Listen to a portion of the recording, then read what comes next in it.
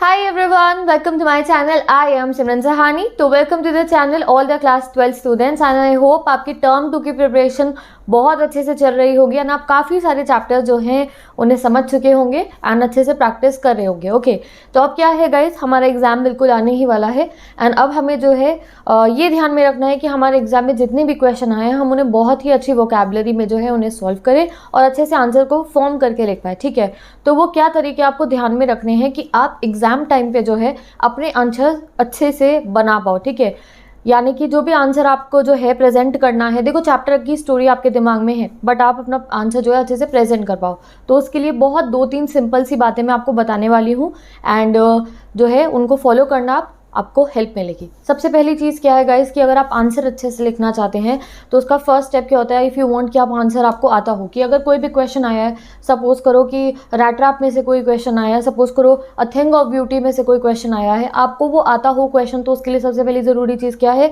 कि आपने चैप्टर पढ़ा हो। अभी तक आप सब बच्चे ने चैप्टर पढ़ लिया होगा और समझ लिया होगा। अभी भी अगर कुछ ऐसे बच्चे हैं जिन्होंने चैप्टर नहीं पढ़ा है और चैप्टर को नहीं समझा है तो I request all of you एक बार चैप्टर ज़रूर पढ़िए। ठीक है, ऐसा नहीं कि सिर्फ क्वेश्चन आंसर पढ़ लिए और फिर क्रैम कर रहे हैं एंड फिर उनको लिखना है, नहीं वो नहीं करना है। एक बार ज़रूर चैप्टर पढ़िएगा, ठीक है, या वीडियो से देखिए या एनसीईआरटी से रीड कर रहे हैं एज योर विश। ठीक है, तो चैप्टर आपको पढ़ना है, समझना है, एनसीईआरटी से ओवरव्यू ले लीजिए। ठीक है, लाइन्स को आपको चेक कर लेना है। डन, चैप्टर समझ लिया, अब चैप्टर आता है, मोस्ट ऑफ द स्टूडेंट्स ने चैप्टर समझ लिए हैं। अब से क्या सेकंड स्टेप है कि आप क्वेश्चन आंसर्स फॉर्म कर पाओ, तो उसका सेकंड स्टेप क्या होता है कि आपने काफ़ी सारे क्वेश्चंस रीड कर रखे हो, तो मैं फॉर्मेट बताऊँ क्वेश्चन आंसर्स कैसे सॉल्व करने हैं। तो उसके लिए क्वेश्चन आंसर सीरीज़ है, आपके पास कोई बुक है वहाँ से आप क्वेश्चन कर रहे हो तो उनको अच्छे से रीड करना।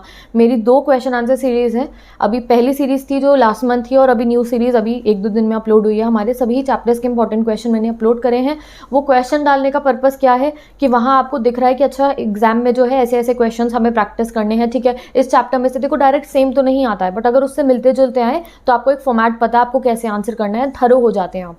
तो उन क्वेश्चंस को एक बार रीड कर लीजिए और लर्न नहीं करना है उनको समझना है। अच्छा ये क्वेश्चन ये बात पूछ रहा है तो हम इसके आंसर ऐसे बना के लिखेंगे। अब आता है लास्ट स्टेप। ठीक है, आपने चैप्टर वीडियोस भी देख लिया, आपने क्वेश्चन आंसर भी काफ़ी सारे देख लिए, उनको देखने के बाद भी आपको लग रहा है कि अभी भी मैं कैसे जो मेरे जब एग्जामिनेशन हॉल में मेरे पास में आंसर शीट होगी कैसे मैं जो है बहुत बढ़िया से आंसर लिखूंगा, तो उसके लिए अब लास्ट स्टेप क्या है, मैंने सोचा था आपको अभी एंड में ही बताती हूँ। लास्ट स्टेप ट्राई करो गाइस कि आप एक अपनी नोटबुक में या एक रजिस्टर में जो है, यही बात मैंने 10 स्टूडेंट्स को भी बताई थी, मैं भी ऐसी एग्जाम से एक दिन पहले कर लेती थी। क्या है, आप लोग जो है गाइज अपनी एक नोटबुक लो और उसमें जितने भी चैप्टर्स हैं आपके उनका नेम लिखो, नीचे उसका जो है हेडिंग लिखो, यानी कि जो ऑथर का नाम है सॉरी वो लिखो और हेडिंग लिखो चैप्टर की। ठीक है, और चैप्टर का जो कुछ भी आपको याद आ रहा है related to the chapter in English उसको एक पेपर पे लिख दीजिए। ठीक है, जैसे उससे इसको हम माइंड मैप भी कह सकते हैं बट मैं माइंड मैप फॉर्म में नहीं कह रही हूँ, मैं कह रही हूँ एक पैराग्राफ फॉर्म में, एक समरी की फॉर्म में आपको अपने चैप्टर का जो कुछ भी याद आ रहा है उसको इंग्लिश में बना के लिख दीजिए। अपनी लाइन्स लिखिए खुद से बना के, जैसा लिख पा रहे हैं, डरना नहीं है, घर पे हैं आप अभी। ठीक है, जैसा लिख पा रहे हैं हर एक चैप्टर का by the end of the ये जिस दिन आपका एग्जाम है उससे पहले जो है आप लोग जो है खुद से हर एक चैप्टर की जो समरी टाइप है या वैल्यू पॉइंट जो है अपने हाथ से लिखिए, ना किसी बुक से देखकर ना किसी वीडियो से देखकर, खुद से लिखने की कोशिश कीजिए। वो जो आपकी खुद से लिखी हुई लाइन्स होंगी उसकी वोकैबुलरी आपको हमेशा याद रहेगी, क्योंकि आपने वो खुद से अपने दिमाग से लिखी है एंड वो आपको क्वेश्चन आंसर फॉर्मेशन में हेल्प करेगी। एंड जब पहले आपने चैप्टर समझ रखा होगा अच्छे से, जब आपने क्वेश्चन आंसर्स देख रखे होंगे, जब आपने किसी बुक में से क्वेश्चन रीड करे हैं, वीडियोस में से क्वेश्चन को रीड करा है जो यहाँ बोर्ड पे चल रहे होते क्वेश्चन, तो कहीं ना कहीं हमारे दिमाग में हमारे को फॉर्मेशन होती है। ठीक है, बट तब तक जब तक हम उन्हें लिख के नहीं देखते हैं मन में हमारे को बहुत डर रहता है। ठीक है, और लास्ट स्टेप होता है वो क्या है, सैम्पल पेपर सॉल्व करना। अगर आप सैम्पल पेपर के क्वेश्चन सॉल्व करके देख रहे हैं बहुत अच्छी बात है कि आपने एक सैम्पल पेपर लिया ना, आप उनके क्वेश्चन सॉल्व करके देख रहे हो, उससे आपको कॉन्फिडेंस बहुत बूस्ट होगा। तो मिडिल में आप एक स्टेप और ऐड कर लीजिए इफ़ यू वांट कि आप बहुत कॉन्फिडेंट हो गए अपना आंसर्स जो है वो लिख पाए एग्जाम में। वो क्या है कि हर एक चैप्टर के, जैसे अगर आपका फर्स्ट बुक ही कंप्लीट है बिल्कुल है, सेकंड बुक कंप्लीट है, कोई भी बुक सोच लो।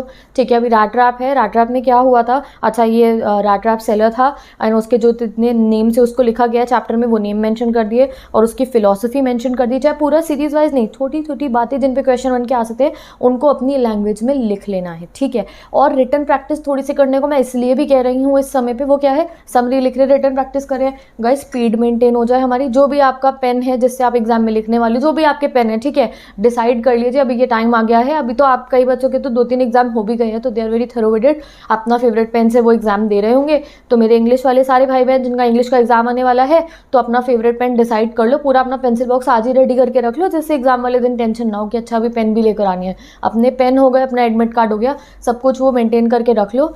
अपने पेन से वही वाला यूज़ करो, वही वाला कर लेना, कोई और करना कोई और कर लेना। मेरा कहने का मतलब ये है कि एक पेपर पे सभी चैप्टर्स की समरी लिख लो, जिससे आपको प्रैक्टिस हो जाए। क्या होगा, एक तो राइटिंग की स्पीड बन जाएगी आप लोगों की। हर चैप्टर की समरी लिखो, ठीक है, उससे क्या अपनी लैंग्वेज में लिखना है। आप खुद अपने हाथों से जब लिखोगे ना, सोच के, तुम्हें याद करना। अच्छा, रैट ट्रैप की फिलोसफी ये थी, he thought whole world is a rat trap. अब कुछ बच्चे होल्ड वर्ल्ड लिखेंगे, कुछ बच्चे लिखेंगे ही थॉट दैट, कुछ और लैंग्वेज में करके इसको लिखेंगे, समझ गए। सबकी लैंग्वेज अलग अलग होगी, ठीक है। तो अपनी लैंग्वेज में ट्राई करो, डरना नहीं है, अभी तो घर पे है ना, डरना नहीं है। जैसे वो लिख लोगे, एक डर निकाल दोगे ना, बहुत अच्छे आंसर्स आप फॉर्म कर पाएंगे, ठीक है। दूसरी चीज़, पेपर का पैटर्न थोड़ा सा समझ लीजिए। मैंने आपको जो है एक रिसेंट वीडियो बनाई थी, उसमें बता दिया था पेपर का पैटर्न क्या है। एग्जाम में 4 मार्कर वाले कितने क्वेश्चन आने हैं हमारे, और 2 मार्कर वाले कितने क्वेश्चन आने हैं, वो बता दिया था। तो ये बात ध्यान में रखना। अपना जो है मैंने आपको बता दिया, एक एक बार सबकी समरी खुद से ट्राई करो लिखने की। नेक्स्ट चीज़ क्या है, आप चैप्टर समझ चुके हो, आपने समरी भी ट्राई कर ली है, और जब जब आपको टाइम मिलेगा, इस अपनी एनसीईआरटी जो है विस्ताज एंड फ्लेमिंगो अपने पास में रखिए, ठीक है। जब भी आपको टाइम मिल रहा है, आप एनसीईआरटी ओपन करिए और ऊपर से उसका ओवरव्यू ले लीजिए। आप एनसीईआरटी को रीड कर लीजिए अपनी, ठीक है, जिससे कि वो जो लाइन्स है, क्या फॉर्मेशन है, आपको याद हो जाए, और चैप्टर आपको समझा हुआ होगा। आपको बहुत हेल्प मिलने वाली है इसको अपने एग्जाम में जितने भी क्वेश्चन आएंगे उनको सॉल्व करने में, ठीक है। और दूसरी बात बता रही हूँ, बहुत कॉन्फिडेंट रहना, ये मत सोचना मेरे से आंसर नहीं बनेंगे, ठीक है। तुम्हारे से बहुत अच्छे आंसर बनने वाले हैं। कई बार ना हम डर जाते हैं, अरे मैं आंसर कैसे बना के लिखूंगा, तो ये डर अपने मन में से निकालिए कि आपसे आंसर नहीं बनेंगे, ठीक है। बहुत अच्छे से आप सारे मेरे भाई बहन आंसर बना पाएंगे। आपने चैप्टर समझ लिया है, आपने क्वेश्चन आंसर्स कर लिए हैं, तुम खुद से अब समरी लिख के देखो, खुद से 5-6 क्वेश्चन अच्छे अच्छे डिसाइड करो, इंपॉर्टेंट क्वेश्चन कहीं से भी ढूंढो, बुक से ढूंढ रहे हो, मेरी वीडियोज़ के देख रहे हो, कहीं से भी इंपॉर्टेंट क्वेश्चन चेक करें, चाहे उनको सॉल्व करके देख लो। सैम्पल पेपर कर रहे हो तो बहुत अच्छी बात है, जो है थोड़ा रिटन प्रैक्टिस भी शुरू कर दो। फॉर्मेट्स हैं, जैसे फॉर्मेट्स को कहते हैं ना हमेशा कि जो फॉर्मेट है जो भी, उसको एक बार लिख के देख लेना चाहिए, याद हो जाता है, प्रैक्टिस हो जाती है। वैसे ही same goes on with the question answer. But question answer के लिए आप क्वेश्चन प्रैक्टिस करने से पहले मैं क्या कह रही हूँ, एक बार चैप्टर के जो इंपॉर्टेंट चीज़ें हैं, जैसे समरी टाइप हो गया उसकी, उसको आप लिख लीजिए। दूसरी बात, मन में ये नहीं सोचना है कि मेरे से क्वेश्चन आंसर्स नहीं बनेंगे, आपसे डेफिनेटली बनेंगे। अब जब आप एग्जाम टाइम में क्वेश्चन आंसर लिखने वाले हैं, तो जैसे ही आपने क्वेश्चन पढ़ लिया, या अभी भी जब आप कोई क्वेश्चन पढ़ते हैं, तो एक बार उसका जो आंसर होता है अपने मन में ना हिंदी में पूरा सोच लेना, या इंग्लिश में, हिंदी में, जैसा आपको लिखना होता है ना, एक बार पूरा मन में सोच लेना, हाँ मैं ऐसे लिखूंगा, ठीक है। और फिर उसको लिखना जो है आप अपना शुरू कर देना, ठीक है। और बेस्ट थिंग क्या है आप लोगों के लिए कि बिना डरे कॉन्फिडेंट होके बहुत बढ़िया तरीके से आप आंसर लिख पाएंगे, कोई डरने की ज़रूरत नहीं है।